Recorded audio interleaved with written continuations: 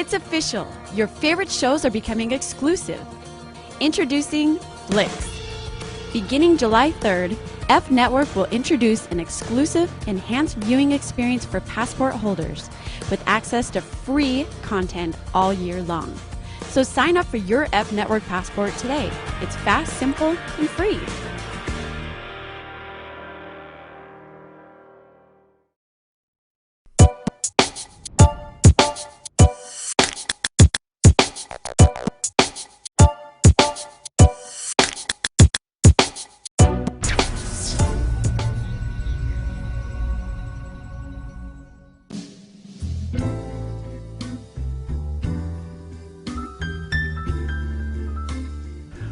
All right, one of the things that I believe is important in sort of developing your skills and sort of moving your photographic process to the next level is to really think about if you're really comfortable shooting let's say one type of subject matter.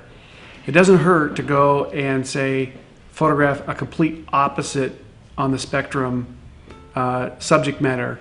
And in doing that, it kind of rounds you out and develops a new set of skills that you can take back to you to maybe the subject matter you really like. And I sort of started doing that with my beauty fashion. The history of sort of where I've come from is I really never had any need to photograph beauty fashion or interest. And I was a portrait shooter. But as I began to photograph sort of beauty fashion, it just took my lighting skills to a whole nother level because of the difficulty of really what, the skin, the beauty fashion kind of arena is really a difficult subject matter. So that's one of the reasons why I think I still, even today, are drawn to still shoot beauty fashion, is to make sure that I'm constantly growing in my lighting techniques. So we're going to look at a picture here of Jessica Mion.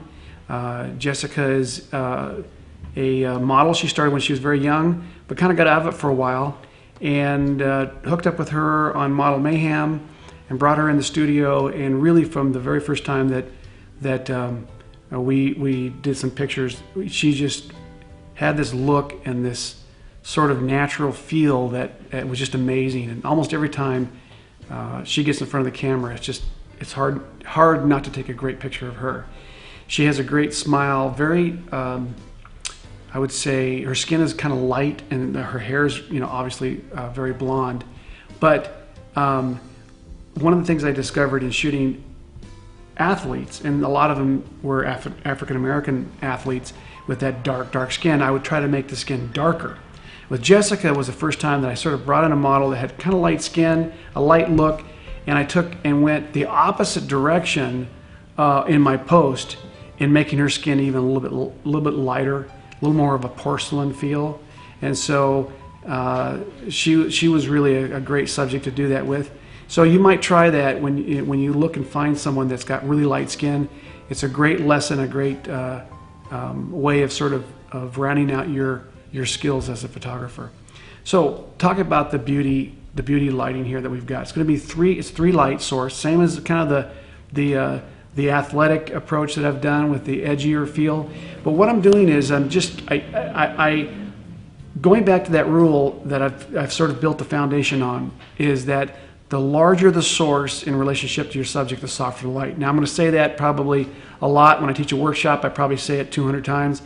I really want to pound that in, that once you get that understanding, then it really makes lighting a lot easier, and knowing that if you want a softer look, just get bigger modifiers, bring them in tight, and the look gets softer and softer. So with a beauty, typically with a beauty sort of skin approach, you want to soften the skin and soften the light. So here I've got two large of the Westcott boxes in the back, just like I've done on some of my edgier stuff, but they're really in close. In fact, they're probably going to be about 1.5 feet, 2 feet from the subject. And then I have an option of going with, and we're going to try both, is with a beauty dish and a 5-foot octo. And we'll show you the difference between the two of those. And each one has a little bit different way of sort of treating the skin and that front part of the face. And so the key to this lighting is this, that light, as it comes around, it begins to taper and feather into maybe a little bit darker values. And I've done that with my sports stuff, but with the beauty, I want that tapering to go very subtle. I don't want a whole lot of difference between the value of the skin here versus the value of the skin here. But I do want the value of the skin here to be a little lighter, because that's what builds depth. And if we go back to remembering how depth gives a sense of something that's a little bit more real, you can almost touch it. So the more depth you have, generally speaking, a little more sort of realistic feel that you're going to have in the end result.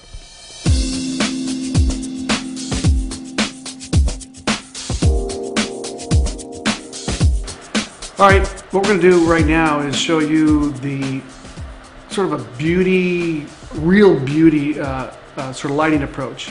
And if you were to do maybe a cosmetic shoot where you really concentrate on the skin, this is a great technique. And we have, of course, our beautiful model, Jessica. And she's actually got a great face for a beauty subject. And so what I'm going to do is I'm going to start out with showing you, I've got my 3 lights, okay?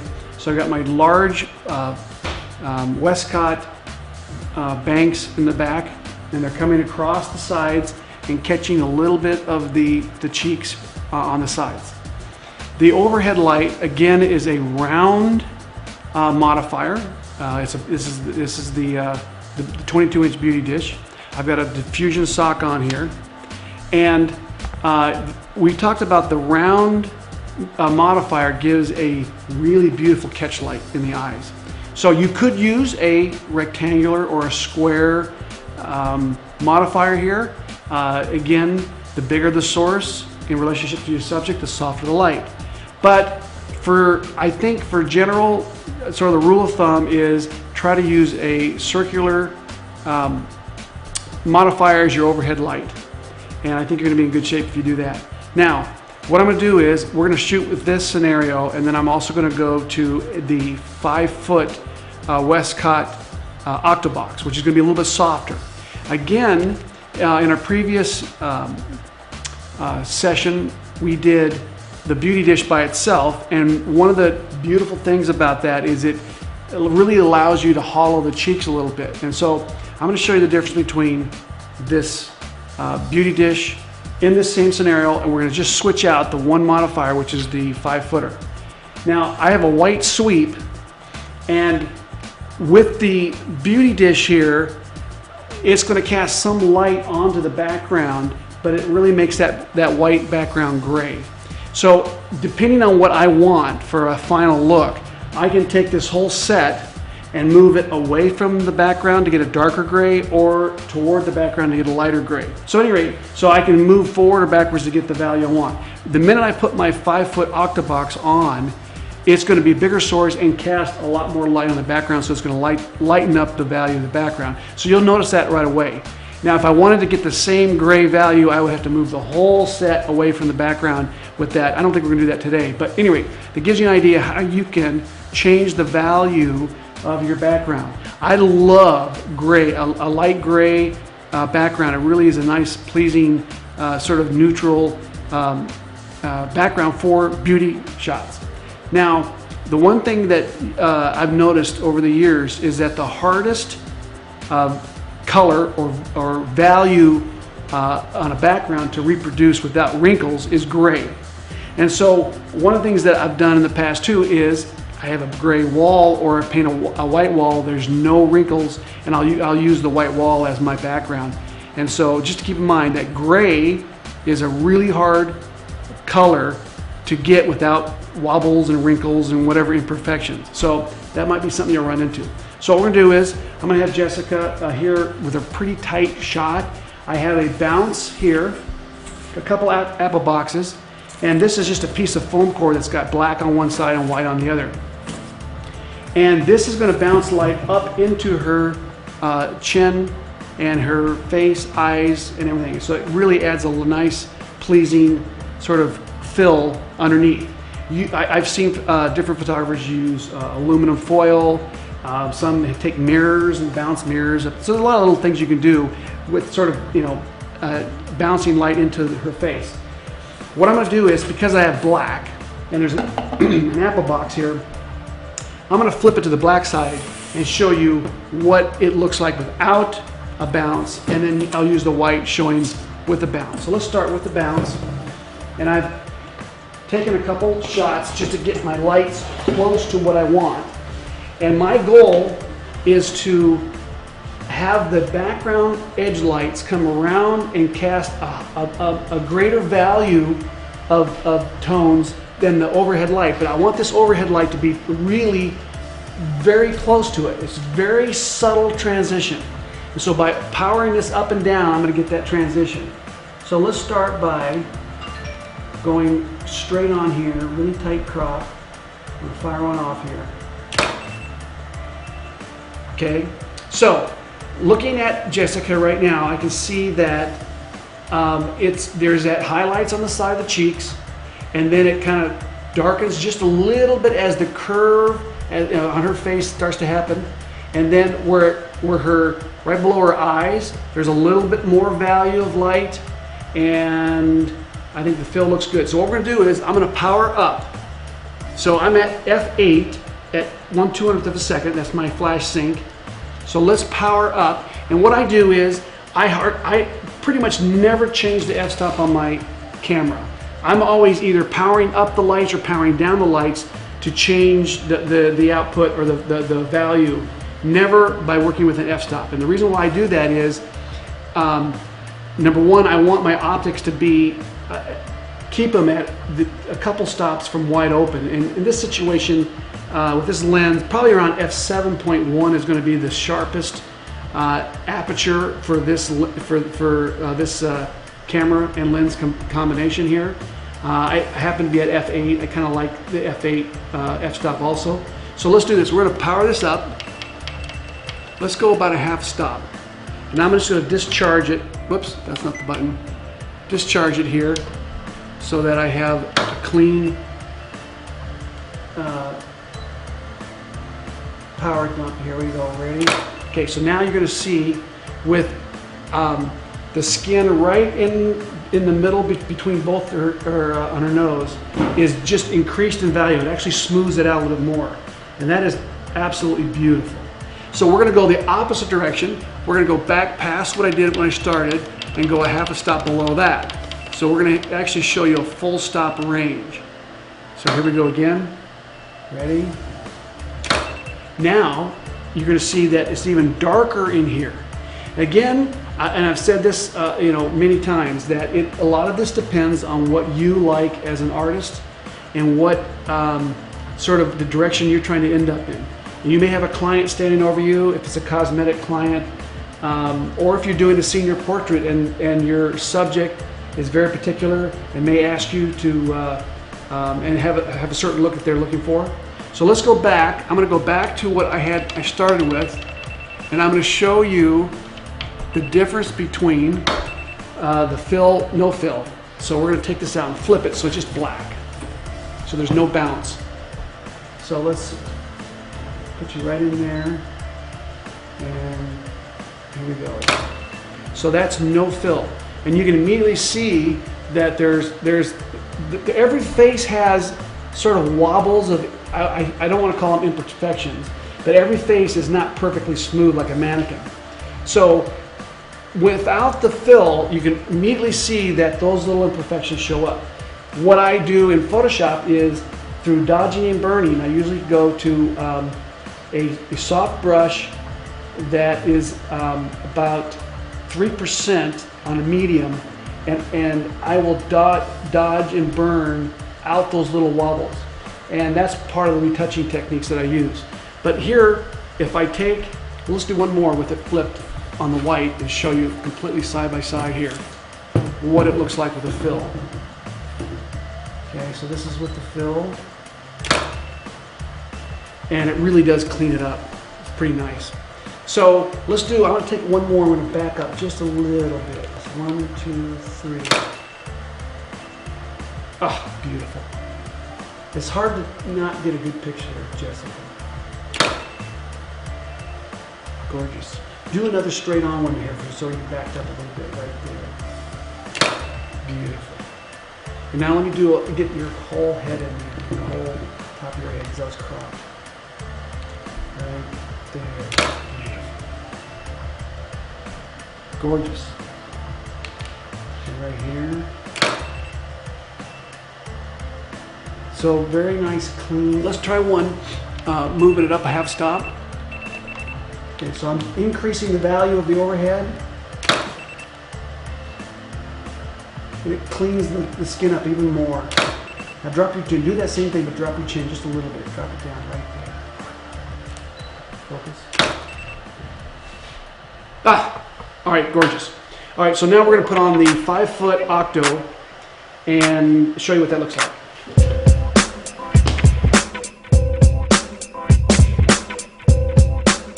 All right, so now we have our 5-foot Westcott Octo.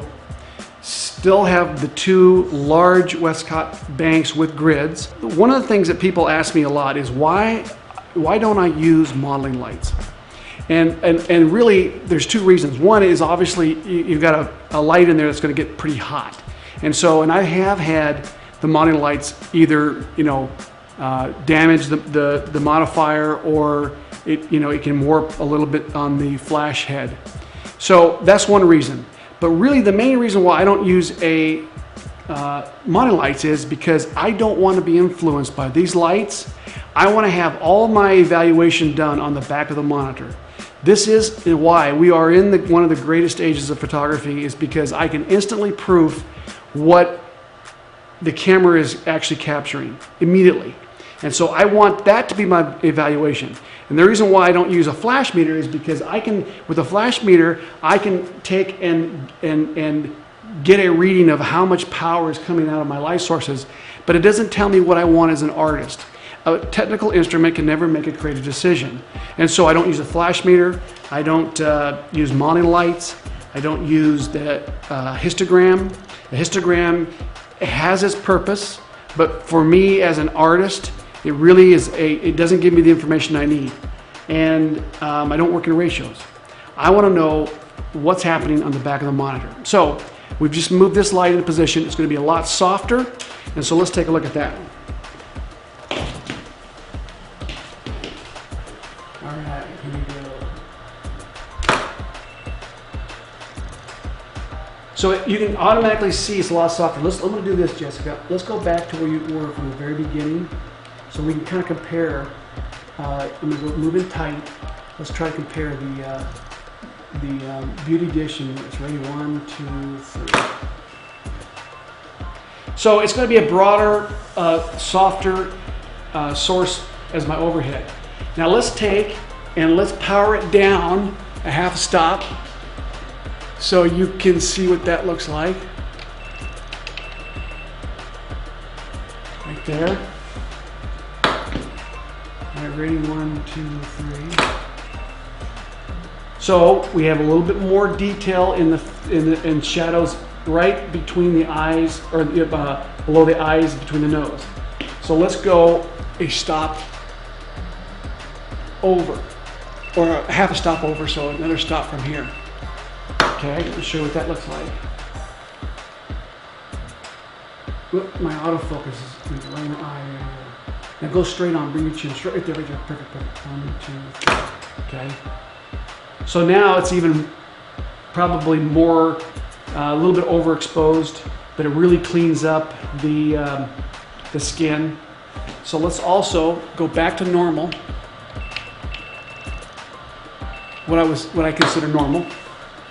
We'll shoot one, and we'll pull the fill card out. Ready? 1, 2, 3.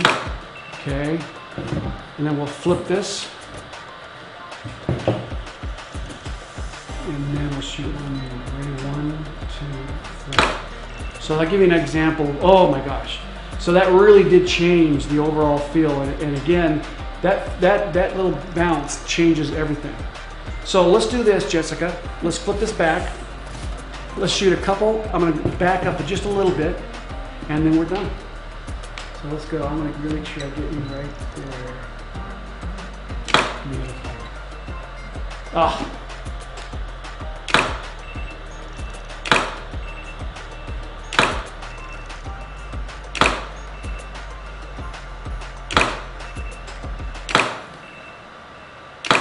Perfect. Good job.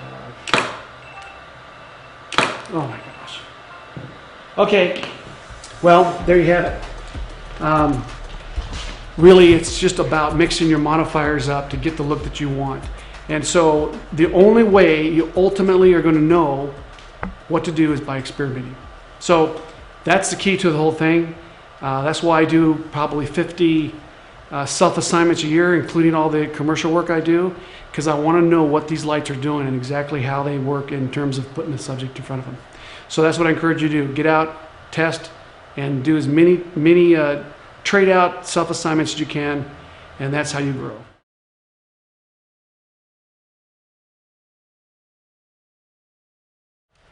All right, we want to give you guys an assignment so that you can sort of do a practice. And I guess the best way for me to sort of maybe encourage you is to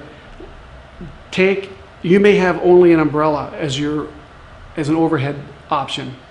Take that umbrella, do the same thing I'm doing here, and you may have 3 umbrellas. And you can use umbrellas as your background light. They throw light around a lot further. It's a little bit harder to control umbrellas. These boxes have the grids and it kind of corrals in the light. But take what you have and don't be intimidated that you have to have exactly what I have here. You saw what I did with the beauty dish, with a 5-footer. We had that Apollo umbrella that you shoot into and bounces around. It's sort of in between the sizes of beauty dish and this. And if you get a chance to kind of mix up your modifiers, you're going to find somewhere that you get something you really like. Special thanks to FJ Westcott for keeping this episode lit up. Like the music? Special thanks to Triple Scoop Music. Frame Network giveaways are brought to you by B&H. Head to giveaways.framenetwork.com for your chance to win. Find out more about the equipment used in this episode on framenetwork.com.